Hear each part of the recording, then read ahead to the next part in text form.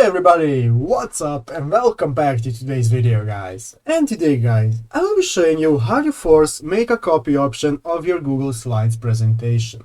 So yeah guys, make sure to watch this quick and easy video till the very end, follow my steps correctly, so you can make sure this works the same for you and that you can do this yourself.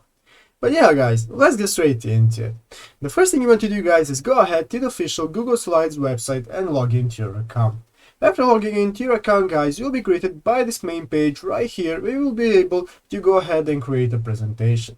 So as you can see here guys, I have already created a presentation right here. Here I have some slides with some text on them, a table and so on. So guys, let's say that I want to be able to make a link that when people enter this link, they will be able to copy and view this presentation. So guys, I will be showing you how to do that right now. It's very easy and it only takes a couple of steps. So the first thing you want to do guys is go right here into the upper right corner where this yellow share button is. So guys, go ahead and click on the yellow share button, and then a new prompt will open up where you will be able to enter the name of your copy. I have already done that. It has a different name, but you'll be able to choose any name you want. But yeah guys, now after choosing a name, you will be greeted by this page right here where you can select who has access to your presentation. So we're going to go ahead and want to select that anyone with the link can access the presentation. So after doing that guys, now you can go ahead and click the done button right here.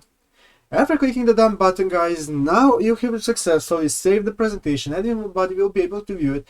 And all you have to do guys now is go to the URL right here. This is your URL bar right here, and you want to delete this everything after edit. The last slash and delete everything after edit.